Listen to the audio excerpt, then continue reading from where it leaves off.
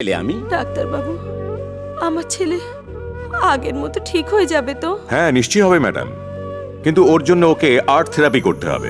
Art therapy সেটা কি? একটা চিকিৎসা। কেমিক্যাল চিকিৎসাকে অ্যালোপ্যাথি বলে, জড়িবুটি দিয়ে চিকিৎসাকে আয়ুর্বেদ, আর মিউজিক্যাল চিকিৎসাকে আর্ট থেরাপি। আপনারা ওর জীবন বাঁচিয়েছেন, আপনারা কি ওর পুরোপুরি সুস্থ হয়ে যাওয়া পর্যন্ত এখানে থাকবেন? যা আপনি বলবেন, যতদিনে ঠিক না হয়ে যায় আমরা কোথাও যাব না। বাবু, হ্যাঁ? এনাদের থাকার ব্যবস্থা করে দে। ঠিক আছে দিদি, আসুন আসুন আপনারা। যাও যাও যাও যাও। হ্যাঁ তো গোপী বাবু, তোমার চালাকি বুদ্ধি আর গোরা বাবুর ষড়যন্ত্রকারী বুদ্ধি একসাথে করে আমাকে এখান থেকে তাড়িয়েছিলে। এবার আমি তোমাদের আপনি দারুণ কাজ করেছেন। কিংকে এখানে এনে আপনি এই পরিবারে 12 লাখ টাকা বাঁচিয়ে দিয়েছেন। এ তো একটা ট্রেলার ছিল ম্যানেজার বাবু, পুরো সিনেমাটা কাল থেকে শুরু হয়ে যাবে।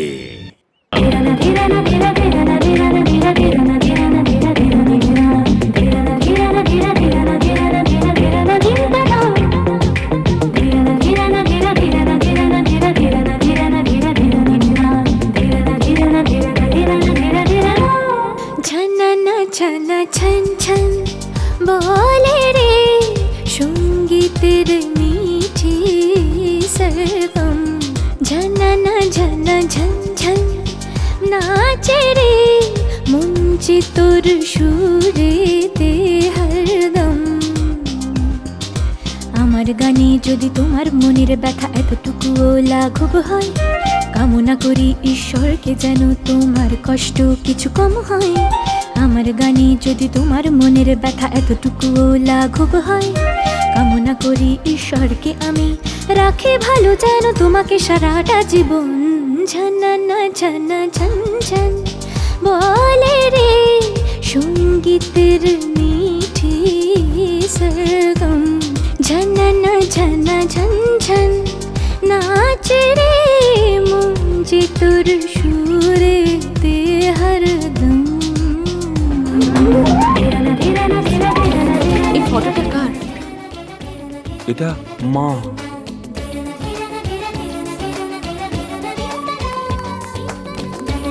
এটা কে? বড় পিসে মশাই।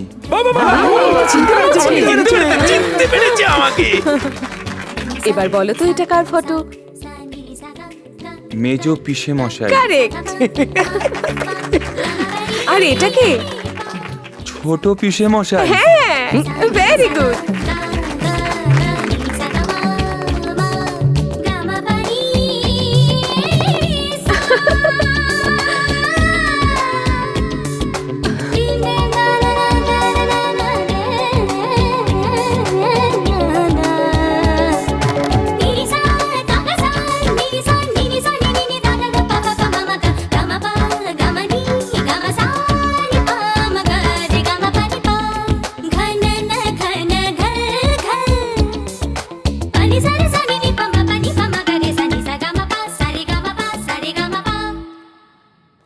একবার যদি এদের মধ্যে বিশ্বাস জাগিয়ে দিতে পারি যে রঘুই কিং, তাহলে তোমার সব ধার শোধ করে দেব। তুমি কি আমাকে ভয় দেখাচ্ছ? তোমার সাথে কথা বলবো না, যাও। পিসে মশাই, আমি আর এই ড্রামা করতে পারবো না। এই চেয়ারে বসে বসে আমি একদম সত্যি ল্যাংড়া হয়ে যাব। একদিকে ওই জ্ঞানেশ্বরের ফালতু বিস্তৃত ছবি, আর অন্যদিকে এই বেসুরো শিবানী। আমি তো পাগল হয়ে যাবো। চুপ নচুপ নচুপ, তোমার ঝামেলা তুমি সামলাও। এই, আমার কথাটা তো শোন, আমি তোর মাথায় মালিশ করে দেবো, প্রমিস। আজ আর্ট থেরাপির শেষ অধ্যায় শুরু হবে। সবকিছু যাতে একদম ঠিক হয় এবং এই চিকিৎসায় যাতে কোনো বাধা না আসে, এর জন্য আপনারা সবাই চোখ বন্ধ করে আমাকে সাহায্য করবেন। গণপতি বাবা, গণপতি বাবা, গণপতি বাবা। এবার সবাই চোখ খুলতে পারেন।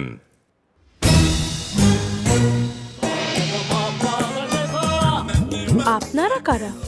আমি জয় সূর্য, একজন মিউজিক থেরাপিস্ট। এখানে আমাকে ছাড়িয়ে যে আর্ট থেরাপি চলছে তার প্রধান আমি। কি তাই না? হ্যাঁ ম্যাডাম, ও আমাদের গুরুজি। আরে জ্ঞান, আমি কি বললাম আর তুমি কি করেছো? ছসু ছাড়া তুমি সপ্তমে চলে গেছো। প্রথম থেকে তো শুরু করেছিলাম গুরুজি। কি কি রাগ ইউজ করেছো সবগুলো বলো। কল্যাণ ইউজ করলে পা গুলো নড়বে, ইমন ইউজ করলে হাত নড়বে। মুখ বন্ধ করার জন্য কোন রাগটা ইউজ করবেন? আরে এ তো অ্যান্টি লুক দিচ্ছে। অর্ধেক জ্ঞান নিয়ে তুমি ইম্পর্টেন্ট জিনিসগুলো ভুলে যাচ্ছ। কোন জিনিস গুরুজি? স্পর্শ, দ্য টাচ। যখন রোগীর শরীর অক্ষম হয়ে যায় তখন সাতসুর লাগে, আর যদি স্পর্শ চলতে চলতে সাত সুর লাগানো হয় তবে রোগীর পা প্যারালাইজড হয়ে যাবে। আমি স্পর্শ বুঝতে পারছি না। সেটা চেক আপ করার দায়িত্ব আমারই বৎস। উনি কোথায় যাচ্ছেন?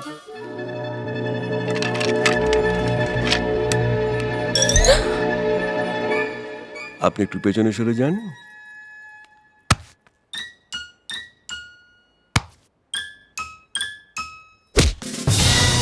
বোঝা যাচ্ছে?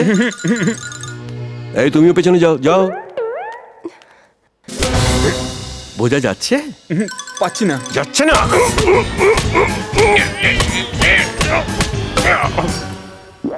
বোঝা যাচ্ছে? একটুও না। দেখে তো মনে হচ্ছে আর্ট থেরাপি হচ্ছে না, এটা তো বদলা নিচ্ছে।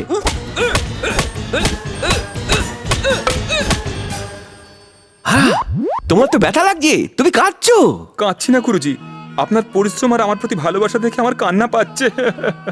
দেখাচ্ছি। গুরুজি, ও তো বলছে ও কিছু ফিল করছে না। আমরা 7 সুর ব্যবহার করি। এখন সময় কত হলো? 10টা 20। অশুভ মুহূর্ত। যে কাজ ব্রহ্ম মুহূর্তের শুরুতেই করা উচিত ছিল সেটা অশুভ মুহূর্তে হলে রোগী সুস্থ আর চিকিৎসক অসুস্থ হয়ে যাবে। আসলে তাড়াহুড়োতে মনে ছিল না গুরুজি। মিউজিক থেরাপিতে তাড়াহুড়ো করলে চলবে না বালিকে। কাল ব্রহ্ম মুহূর্তে চিকিৎসা করব। এটা একটা ঝলক দেখালাম বদলা নেবার আগে। কাল তোকে মৃত্যুর আগ দেখাবো। মিলতে হ্যায় ব্রেক কে বাদ। ওরে মা গো, মরে গেলাম শরৎ, গো। শরৎ, ওই জয় সূর্য তো আমার চুপ, পা চুপ, ভেঙে কেউ দিল, শুনতে পাবে। ঢোলের মতন মারলো আমাকে। চুপ। এমন ভাবে মারলো যেন ওনার মেয়েকে ভাগিয়ে নিয়ে এসেছি। কখন যদি হাতে পাই তাহলে মেরে ফেলবো। মরে গেলাম রে শালা শয়তান কুত্তা শুয়ার। শরৎ, তুমি রঘু চোপড়ার মতন কথা কেন বলছো? কেননা এত মার খাওয়ার পর কোনো ভজন মনে আসছিল না। আমি রাগের চোটে সবাইকে এরকমই বলতে শুনেছি। ও। এই জন্যই বলছি, আমার মার খাওয়া দেখে তোমরা দুজন এমনভাবে দেখছিলে যেন 6 আর 4 মারছে। আমার পায়ে পুরো স্কোরবোর্ড ছেপে গেছে, কেউ বাধাই দিলে না। আমি তোমার কষ্টটা বুঝেছি। দাদাকে বলে ওই রঘুকে মার খাওয়াবো, নীল লাল হলুদ সব করে দেবো, কারণ ওর জন্য আমরা সব সময় ফেসে যাচ্ছি সালা। নিজ শয়তান শুয়োর। তুমিও রঘু চোপড়ার মতো বলছো? অ্যাকচুয়ালি তোমার কষ্ট দেখে নিজেকে কন্ট্রোল করতে পারিনি, সেই জন্য। এভাবেই সেবা করে যাও। আমি লাস্ট ইন্টেকাম ফিল্মে ব্যাকগ্রাউন্ড মিউজিক করেছিলাম। বদলা সিনে যা মিউজিক করেছিলাম না, তা ব্যাপারটাই আলাদা। মজা পেয়ে গেছেন তো এবার? আরে চলুন। এখনো তো জ্ঞানের শার্টটা বাকি আছে, যে আমাকে রোদ্দুরে দাঁড় করিয়ে পেন্টিং করেছিল। আর তারপরে তো ওই তারপর? শিবানীটাও রয়েছে। কি বলছেন? দেখ কিশোর, এত কাজের মধ্যেও যে আমি এখানে এসে হাজির হয়েছি তার কারণটা ওই শিবানী। গুরুদেব। কেলে? ও জ্ঞানী, শোনো, তুমি যেহেতু একজন আর্টিস্ট তাই তোমাকে একটা চান্স দিচ্ছি। যদি বোনকে আমার কাছে তালিম নিতে পাঠাও আর যদি আমার কাছে ক্ষমা চেয়ে নাও, তবে ম্যাটারটা ক্লোজ করে দেবো। বলো কি বলছো?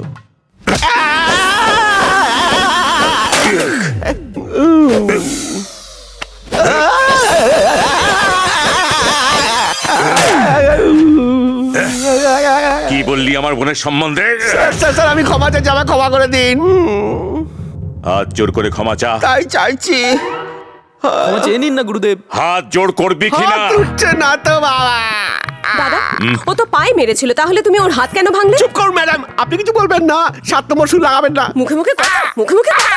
দাদা, এবার ওর পা ভেঙে দাও। ভেঙে দিন। হ্যাঁ, কি হচ্ছে? ওকে আমরা শাস্তি দিচ্ছি। আরে শালাবাবু, আপনি খুব সহজেই ভেঙে দিলেন দেখছি। এটা কিরকম টেকনিক? এটা হলো স্পেশাল ব্রুসলির টেকনিক। এই মার ঠিকভাবে দিতে হয়। ভুল জায়গায় লাগলে মানুষ পাগল হয়ে যেতে পারে। আমি অন্য পাড়ার চেষ্টা করে দেখি। হ্যাঁ, তুমিও চেষ্টা করো। Thank you, sir. আপনি পাটা ভাঙুন, ও তো আনারি 100% আমাকে মেরে ফেলবে। আরে 2-4টে রোগীকে মারলে তবেই তো ভালো ডাক্তার হওয়া যায়। শরৎ, শুরু করো শুরু করো। জোর লাগাও। এইবার তুই আরাম কর। গুরুদেব, আপনি দেখে উপরে চলে গেছেন, এখানেই আছেন। এখানেই আরে আছে। তো এখনো বেঁচে আছে। তুমি প্রথমবারই একদম ব্রুসলির টেকনিক ঠিকভাবে দিয়েছো। Keep it up. আরে আমাকে এইভাবে ফেলে যাচ্ছ কেন? আমি কি সারা জীবন বেচুরা হয়ে থাকবো? আরে যদি লাইফে কোনো মিরাকেল ঘটে থাকে তাহলে আবার ঠিক হয়ে যাবে। ততদিন খাট ধরে শুয়ে থাকো। এই শোন, এসব কি করে হলো রে? এটা হয়েছে যে জয়সূর্য হিরো হতে গিয়ে হয়ে গেল জিরো। তুই খুশি তো? যেরকম ভাবে কোনো সাপুরের মৃত্যু সাপের কামড়ে হয়, ওই রকম ভাবে আর্ট থেরাপির ডাক্তার আর্ট থেরাপির শিকার হয়ে গেল। কাল রাতে গুরুজি একটু বেশি খেয়ে ফেলেছিলেন তো, তাই নেশায় কিংকে ঠিক করার জন্য 7 নম্বর সুর গেয়ে ফেলেছিলেন। তার ফলে এই অবস্থা হয়েছে। আরে তোমরা কি ছাড়ো, আর কিংকে ঠিক করার জন্য পুরো মনটা দাও। হ্যাঁ ডাক্তারবাবু, ওই শুভ সময় চলে এসেছে। আপনি আর্ট থেরাপি চালু করুন আর গান টান শুরু করুন।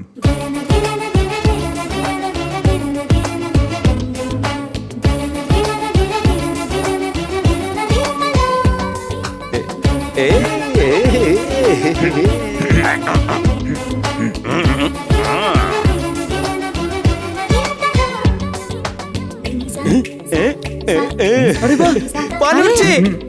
পান উঠছে, দেখো। দাঁড়াবার চেষ্টা করো, করো, করো।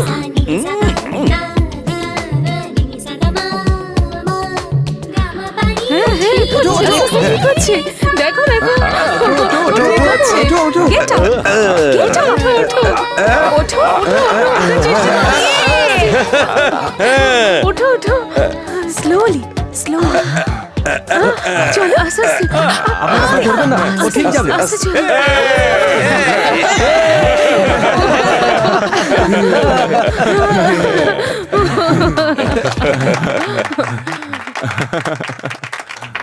গুপিদা, একজনের পা ঠিক হয়ে গেল আর একজনের পা খারাপ হয়ে গেল, কিছু বুঝলে?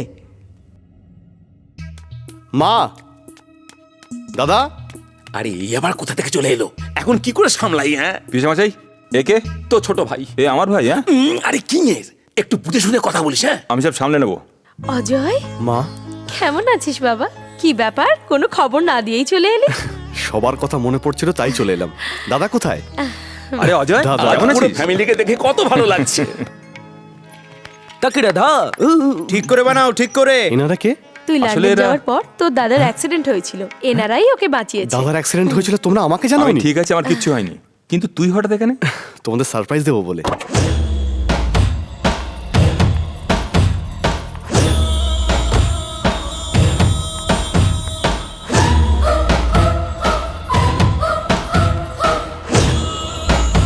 পূজা আমার মা, নমস্কার। আমার দাদা। নমস্কার। নমস্কার। এই মেয়েটা কে? লন্ডনে আমরা একসঙ্গে পড়তাম। মা, আমি ওকে ভালোবাসি, আমরা বিয়ে করতে চাই। তুই ভালো করেই জানিস যে আমি আর তোর দাদা তোর পছন্দতে না বলবো না। লক্ষ্মী, হ্যাঁ, বৌদি? বরণ ডালা নিয়ে এসো, বৌমাকে বরণ করতে হবে।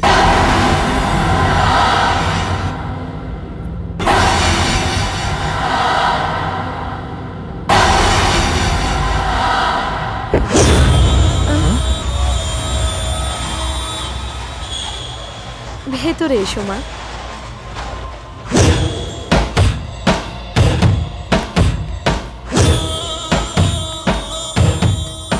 যাদব, নকল কিংয়ের সাথে আমাদের কোনো সম্পর্ক নেই। শুধু ওর ছোট ভাইকে মেরে যত তাড়াতাড়ি সম্ভব এখান থেকে চলে যেতে হবে।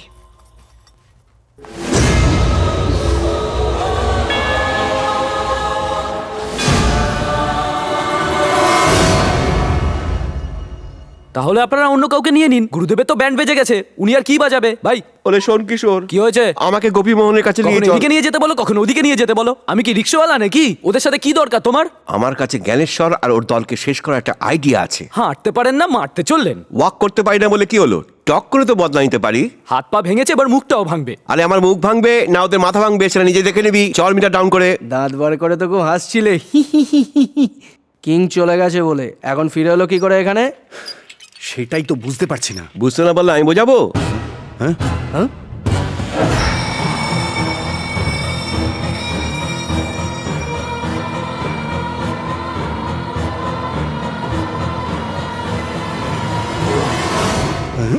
ওই বিপিন দা সালা কিং এর জায়গায় একটা ডুপ্লিকেটকে বসিয়ে আমাদের ধোকা দিচ্ছে। হ্যাঁ? বড়দা একাই সমস্ত সম্পত্তি হজম করবে বলে নাটক করছে। হ্যাঁ, এই, এখন লুঙ্গি তুলে ডায়লগ বলার সিন নয়। প্রথমে রঘু চোপড়ার সাথে কথা বলো। এই রঘু চোপড়া, বিপিন দার নাটকে কিং এর রোল করে এখানে এসে আমাদের সবাইকে বোকা বানাতে চেয়েছিলি, তাই না? এই, মদ খেয়েছো নাকি? আমি কিং।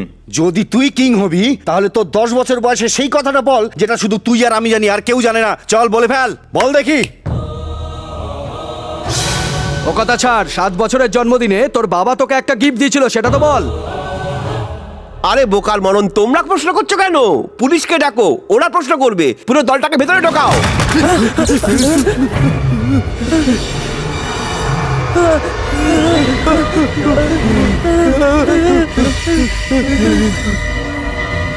কি হচ্ছে রে?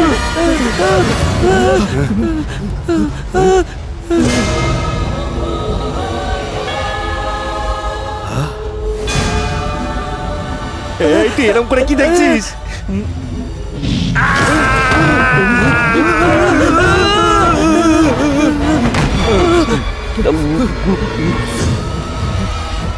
যখন আমি 10 বছরের ছিলাম তখন তোমরা চুরি করার অপরাধে আমার পা ধরে ক্ষমা চেয়েছিলে, আমার মনে আছে। তুমি জিজ্ঞাসা করেছিলে 7 বছরের জন্মদিনে বাবা আমাকে কি দিয়েছিল।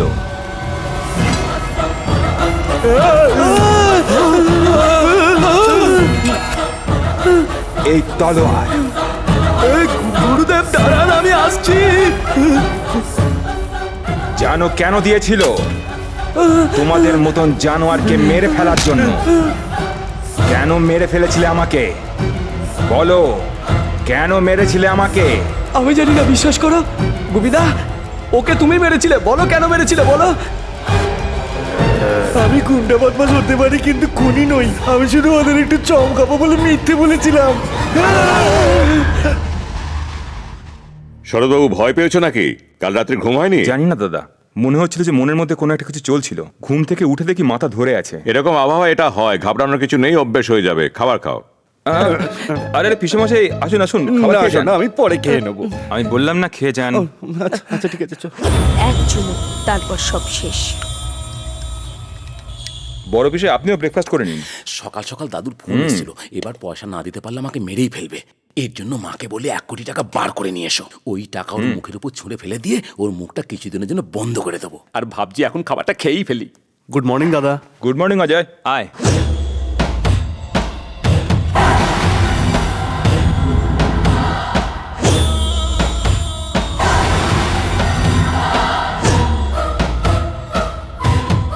জুস।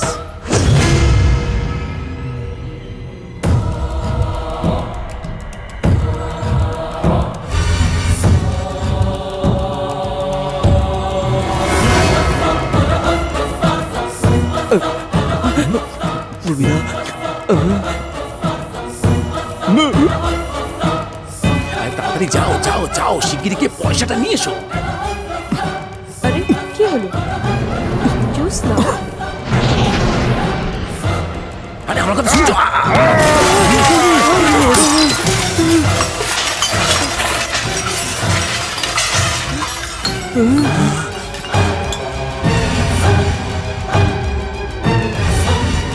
আরে কেন এসেছিস এখানে? কেন এসেছিস? বল বল। বল কেন এসেছিস? বল কেন এসেছিস? পূজা, তুমি ঠিক আছো? দাদা, কি হয়েছে অজয়? কি হয়েছে মা? কিছুই হয়নি। কখনো কখনো এইভাবে আর্ট থেরাপিতে সাইড এফেক্ট হয়ে যায়, এটাও এরকমই আর কি। ডাক্তারবাবু, এর না না, ভয় পাবেন না। ওর একটু বিশ্রামের প্রয়োজন, বিশ্রাম নিলেই সব ঠিক হয়ে যাবে। আপনি একে ভেতরে নিয়ে যান। জানেন জ্ঞানেশ্বর বাবু, রঘু আমাকে চেয়ার থেকে নিচে ফেলে দিয়ে টেবিলটাকে এক ঝটকায় উপরে তুলে দিল। তারপরে মেয়েটা গলা টিপে ধরলো। ওর কি মাথা ব্যথা খারাপ হয়ে গেছে নাকি? না, ওসব এ করেনি। হ্যাঁ, তাহলে কে করেছে? এসব কে করছে আর কেন করছে আজ রাতেই সব পরিষ্কার হয়ে যাবে।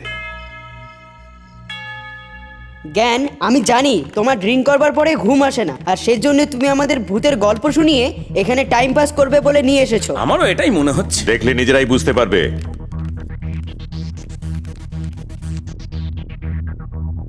কোথায় ভূত? তুমি যে বড় বড় কথা বলছিলে, কি আছে এখানে? তোমার মাথা?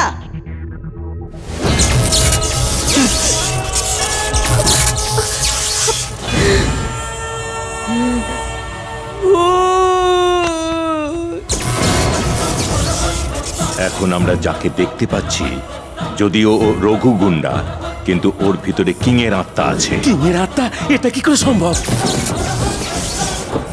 নিজের মৃত্যুর বদলা নেওয়ার জন্য ওর আত্মা চারদিকে ঘুরে বেড়াচ্ছে, আর ও এখন ডুপ্লিকেট রঘু গুন্ডার দেহে ঢুকে গেছে।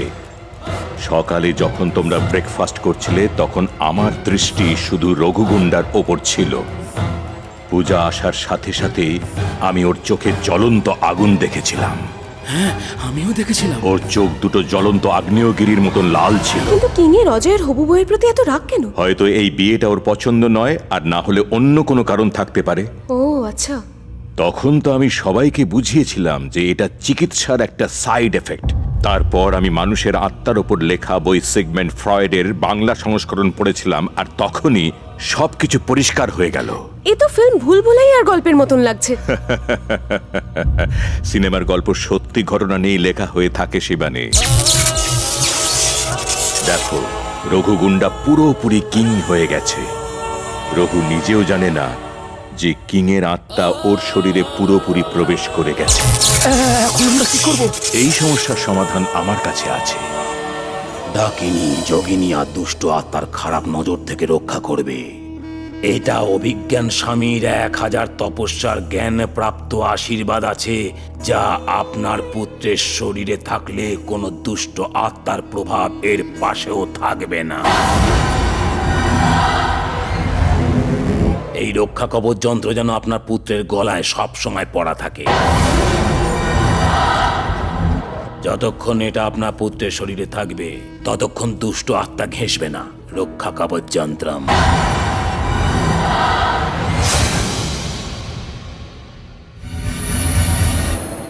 এর কুণ্ডলী অনুসারে সমস্ত বিপদ কেটে গিয়ে বিয়ের যোগ চলে আসবে।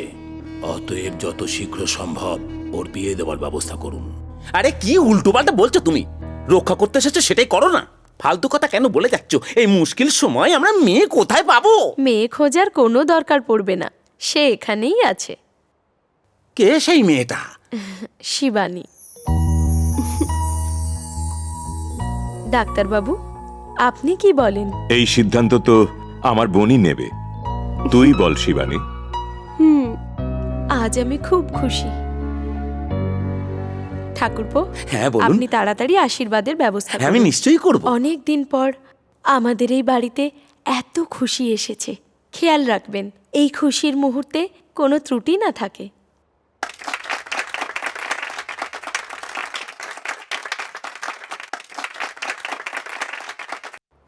ওই নকল কিং আমাদের সব কাজে বাধা দিচ্ছে। নকল কিং এর সাথে বোঝাপড়া আমি করে নেব, কিন্তু কিং এর ভাই অজয়কে আজ রাতেই মারা চাই। ডান। বাবা, আমি মেয়েদের উপরে ভরসা করতে রাজি নই।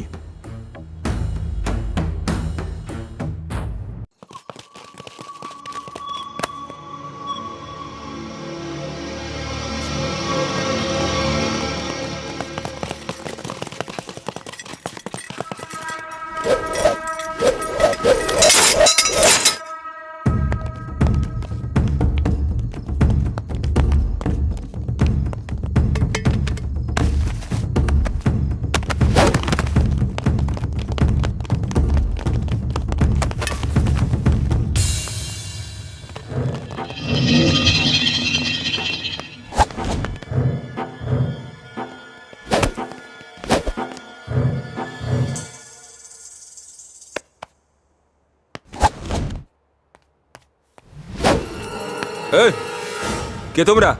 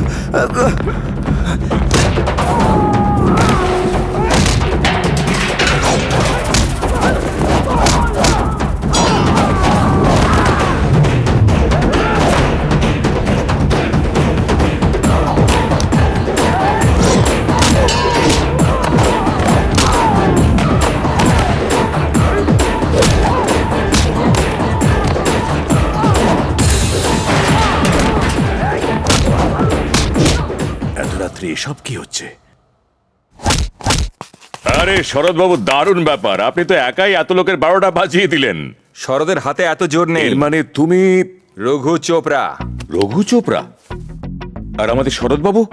আমি এন্ট্রি করতেই ও পালিয়ে গেছে। কেন রে শালা, আমাকে উল্লু বানিয়ে তুই দেখছিস শিবানীর বিয়ে ওর সাথে দিতে চেয়েছিলিস? যদি আমার সাথে ওর বিয়ে না হয় তো তাহলে শরৎ পৃথিবী থেকেই সরে যাবে।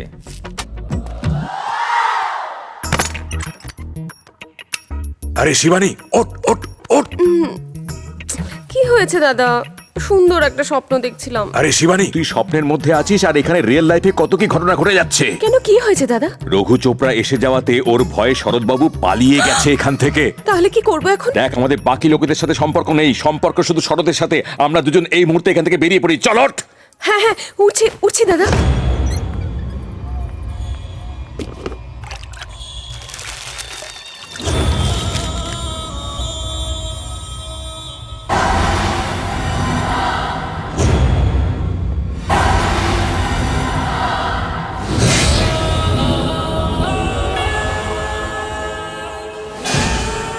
এখন আমাদের প্রাণ সংশয় চলছে আর তোমার মাথায় বিয়ের চিন্তা ভাবনা ঘুরছে। যদি তুমি তাড়াতাড়ি কিছু না করো তাহলে দাদু আমাকে জ্যান্ত পুড়িয়ে মেরে ফেলে দেবে। এখন ঘোরাঘুরি বন্ধ করো। যে কবজটা হাতে বেঁধেছিলাম ওটা আছে তো? হ্যাঁ?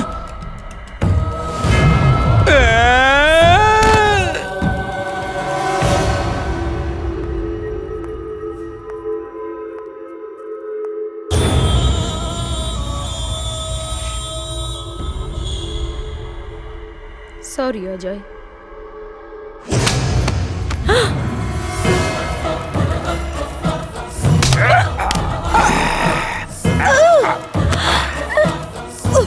কেন এসেছিস এখানে? কেন এসেছিস আবার? ছেড়ে দাও। কেন মারতে চাইছিস আমার ভাইকে? কে তুই? বল, কে তুই? বল। আরে আরে দাদা, কি হয়েছে তোমার? পাগল হয়ে গেছো নাকি দাদা? ছেড়ে দাও। এই আমাদের ফ্যামিলিকে শেষ করতে এসেছে আমার ভাই। এই, কে তুমি? আমি জানি তুমি কিং নও, তুমি রঘু চোপড়া। না, আমি কিং। কিং তো মারা গেছে, আমি মেরেছি ওকে। কিন্তু কেন? আমার রাস্তা থেকে সরানোর জন্য। যেখানেই যাও, যখনই যাও, সবাই আমাকে কিং এর ভাই বলে। কোথাও আমার নিজের পরিচয় নেই। আমি জিতলে লোকে বলতো কিং এর জয় হয়েছে, বিজয়ী হয়েছে কিং। এই জন্য আমি কিং হতে চেয়েছিলাম, তাই মেরে দিয়েছি ওকে। এখন তুমি এই বাড়িতে এসে টাকার জন্য কিং এর জায়গা নিতে চাইছো? হ্যাঁ, কত টাকা চাই তোমার? আমি দেব। ব্যাস, তুমি এখান থেকে চলে যাও।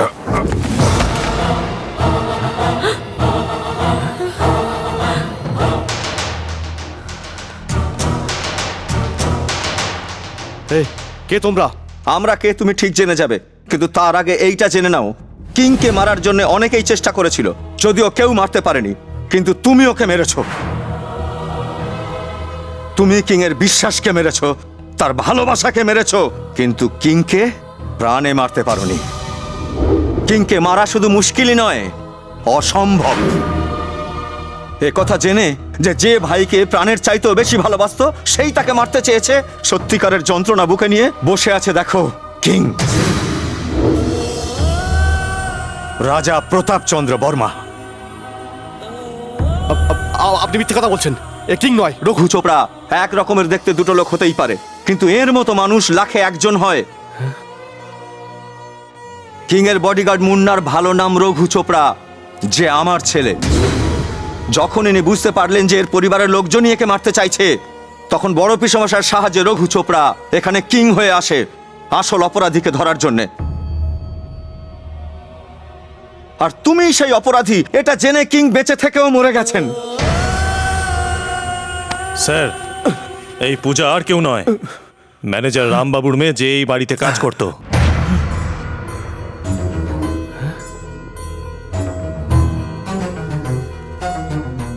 ডিরেক্টলি আপনার বিরুদ্ধে কিছু না করতে পারায় ভগৎ শেঠ পূজাকে টোপ বানায় এবং অজয়কে তার ভালোবাসার জালে ফাঁসায়। পূজা, যাও। আমি তোমাকে কেন বিয়ে করব? সব জিনিসের জন্য তো তোমায় কিং এর কাছে হাত পাততে হয়। যদি কিংই না থাকে তো? পূজা, কিং এর আসার আর একটু দেরি হলেই কিন্তু অজয় তোর হাতে মারা যেতে পারতো। আর তারপর তুইও মরতিস। এই বল। ভগৎ সেট আমাকে বলেছিল তোমায় মারতে। পূজা, আমার ফ্যামিলির সম্মান বাঁচাতে ওই দিন আমি তোমার বাবার সম্বন্ধে কিছু বলতে পারিনি, কিন্তু আমি তোমার বাড়িতে যখন ক্ষমা চাইতে গেলাম তখন অনেক দেরি হয়ে গেছে। সেই সময় তুমি অনেক ছোট ছিলে, তাই তোমাকে তোমার মাসির কাছে পাঠানোর ব্যবস্থা করেছিলাম, আর তোমার অজান্তেই তোমার দেখাশোনার সব ব্যবস্থা আমি করে দিয়েছিলাম। এইসব করে আমি তোমার কোনো উপকার করিনি, নিজের কর্তব্য করেছি। তবুও তোমার সাথে যে অন্যায় হয়েছে, তোমার আমাকে মারবার পুরো অধিকার ছিল, কিন্তু তার সাথে অজয়ের কোনো সম্পর্ক ছিল না। অজয়, বাবা আমাকে কিং করেছেন, কিন্তু মাথায় মুকুট নয়, দায়িত্ব চাপিয়েছেন। আর এই সব কর্তব্যের জন্য আমি যা কিছু পাইনি ওটা আমি তোকে দিয়েছি। এই জন্য ভেবেছি তোর পড়াশুনো আমার পড়াশুনো, তোর সাফল্য আমার সাফল্য। আমি তোকে একজন বড় ভাই হিসেবে নয়, বাবার মতো মানুষ করেছি। আমার মনে হয়েছে আমি তোর সব চাহিদা মেটাবো, কিন্তু এটা ভাবিনি তোর চাহিদা কি। আমি জানতাম আমার প্রাণ সংশয় আছে, আর এই চিন্তায় মার চোখে ঘুম আসতো না। কিন্তু মা যদি জানতেন যে ওই বিপদ তুই, তাহলে মার বাঁচতেন না।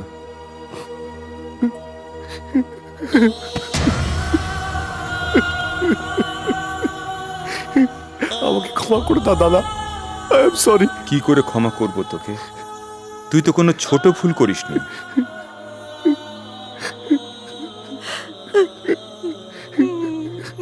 বাবা, আমি তোমাকে দেওয়া কথা রেখেছি, কিন্তু আমি সবাইকে আনন্দে রাখতে পারিনি। এটা পুরো করার একটাই রাস্তা আছে। আমি এখান থেকে অনেক দূরে চলে যেতে চাই। I am sorry.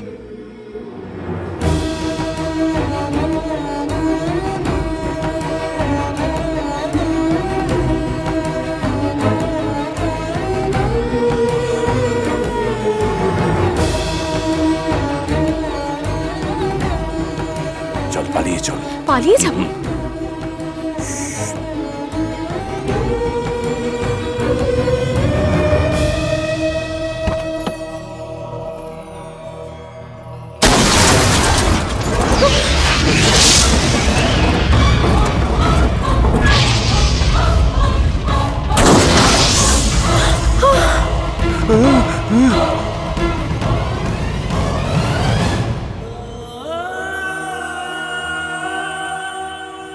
অজয়, দিদি বাড়ি ছেড়ে চলে গেছে। কিন্তু মা, উনি বলে গেছেন ওনাকে খোঁজার চেষ্টা না করতে। এই নাও সম্পত্তির দলিল, যা তুমি চেয়েছিলে। এখন থেকে এই মহলের কিং শুধু তুমি। আর বিপিন বাবু, উনি আপনাদের তিনজনকেও একটা কথা বলে গেছেন। এতদিন আপনাদের উপর নিষেধাজ্ঞা সম্পত্তি বাঁচানোর জন্য নয়, আপনাদেরই জীবন বাঁচানোর জন্য সেটা ছিল। আপনারা যাতে ওনার ননদদের ভালোভাবে রাখেন, তার জন্য এই সম্পত্তি আপনাদের দিয়ে গেছেন। আপনারা আমাকে কিভাবে দেখছেন কেন? আপনারা ভাবছেন আমার মতো একজন ভুলোমনা মানুষ এত সব কথা কিভাবে মনে রাখতে পারে? কাঁচ ভাঙার কথা হয়তো ভুলতে পারি, মন ভাঙার কথা কখনো নয়।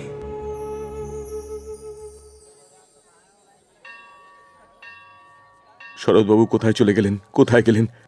তাড়াতাড়ি দেখা করিয়ে দাও ভগবান। আরে আপনি তো কুরিয়ার সার্ভিসের থেকেও ফাস্ট। শরৎবাবু, আরে শালাবাবু, আপনি? Good morning. আরে আপনি না বলে কোথায় চলে গিয়েছিলেন? মেরে ঠাকুমার কথা মনে করিয়ে দিয়েছিল, তাই ঠাকুমার সাথে দেখা করতে গ্রামে গিয়েছিলাম। তোমার বোকামেই তোমাকে বাঁচিয়ে দিল। বোকামো কি বলছেন আপনি? আপনার কি মনে হয় আমি ওকে ছাড়বো? পুলিশ কেস করে দেবো। আরে ও তো চলে গেছে, আর কেস করে কি হবে? কোথায় চলে গেছে? ও ওপরে চলে গেছে। ওই দেখো রঘু চোপড়ার বাবা, ওনার ছেলে মারা গেছে জানতে পারলে উনি পাগল হয়ে যাবেন। তোমার মন তো অনেক বড়, রঘু চোপড়া হয়ে তুমি ওর সাথে দেখা করো, উনি বুঝতেও পারবেন না। না না, এটা পসিবল নয়। কেন? আর এটা কেমন স্ক্রিন প্লে? আসার সময় আমার সাথে কিং এর মায়ের দেখা হলো, ওনার মন যাতে না ভেঙে যায় তার জন্য আমি কিং হয়ে গেলাম। এখন আপনি আমাকে রঘু হতে বলছেন? কতগুলো রোল করাতে যাচ্ছেন আপনি? আমি কি সঞ্জীব কুমার না রাজেশ খান্না? আরে একটা ভালো কাজের জন্য যতটা করার দরকার করো না ভাই। ঠিক আছে, আমি শিবানীকে জিজ্ঞাসা করবো। শিবানী কোথায়?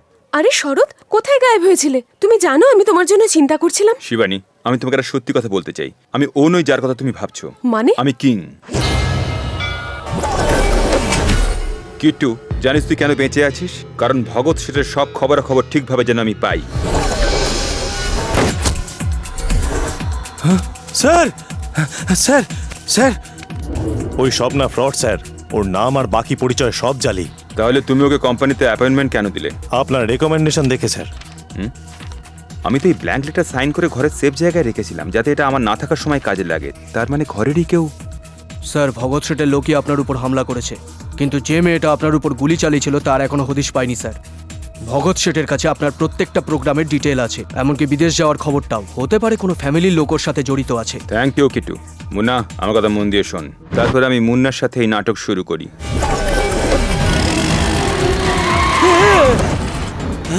গাড়িতে ওঠো তাড়াতাড়ি, পুলিশ পেছনে। তোমায় কিং সেজে মহলে থাকতে হবে। ওখানে গিয়ে জানলাম যে বাকি দুই পিসমশায়ের হাত এই ষড়যন্ত্রে নেই।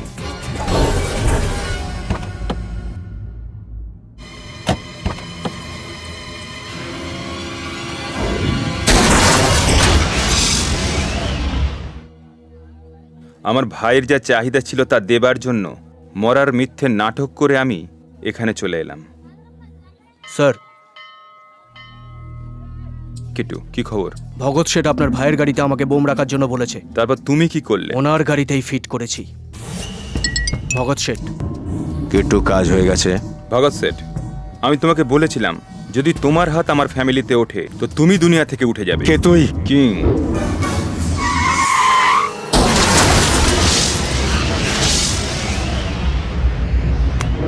আরে আমি আরে বলছিলাম যে শিবানী, তুই দুদিন ধরে শরৎকে নিয়ে চিন্তায় ছিলিস, তা একটা গুড নিউজ দেওয়া হয়নি। কি গুড নিউজ? বলছিলাম কি, এই মাস্টারজির বোনকে আমি ভীষণ ভালোবাসি। সে তো আমি জানি। তাহলে তো এটাও জানিস যে উনি আমার টেস্ট নিয়েছিলেন। সেটাও জানি। ওই টেস্টে মাস্টারজি আমাকে ফুল মার্কস দিয়ে পাস করিয়ে দিয়েছেন। সত্যি দাদা? খুশি হবার কিছু নেই। আটের অপমান যাতে না হয় সেই জন্য আমি ওনাকে পাস করিয়ে দিয়েছি। চাপ। হ্যাঁ? আমি তো ওর সঙ্গে কথা বলছি স্যার। দেখ, আমি চাই তোদের সাথে আমাদেরও চার হাত এক হয়ে যায়। কি বলো শরৎবাবু? ঠিক আছে, সিঙ্গেল কাট ডাবল বিয়ে। জ্ঞানেশ্বরের বোনের বিয়ে রঘু চোপড়ার সাথে। এ তো আজব গজব প্রেম কাহিনী। হ্যাঁ, এবার তো সানাই বাজবে। জামাই, শালাবাবু, ও তোমাকে রঘুই ভাবছে। আমি বলেছিলাম না ও বুঝতে পারবে না। ঠিকই বলেছেন আপনি। ডাক্তারবাবু, আমি এদের বিয়ে শুভ মুহূর্তেই দেব। শোন বাবা, আমি বৌমার জন্য গয়না কিনতে যাচ্ছি। ঠিক আছে মা। জামাই, হ্যাঁ বলুন। এই বেচারি তো তোমাকে সত্যি সত্যি কিং ভাবছে। খুব সরল না? এই শরৎ, আরে শালাবাবু, আপনি চিৎকার করছেন কেন? তোমাকে নয়, ওকে। কাকে? নমস্কার স্যার। নমস্কার। নমস্কার আরে শরৎবাবু। মোষ, এখানে এসেছিস কেন? আমি ভগবানের দর্শনে এসেছি। শরৎ, হ্যাঁ স্যার। তোকে নয়, আমাকে ডাকছে। হ্যাঁ শালাবাবু। তোমার বন্ধুকেও বিয়েতে নেমন্তন্ন করো। বিয়েতে আসবি তো বহুত মার খাবি। আমার দাদু বলতেন আমি অকম্যের ঢেঁকি, কিন্তু আমি তো আপনার কাজে লেগেছি। শুভেচ্ছা রইল। হ্যাঁ শরৎ কুমার, হ্যাঁ, আজ থেকে তোমাকে তিনটে রোল করতে হবে আর সবাইকে খুশি রাখতে হবে। কি করে করবে? এটা ওনার কাছে কোনো ব্যাপারই নয়। All character hit. এর পরের রোল কি হবে?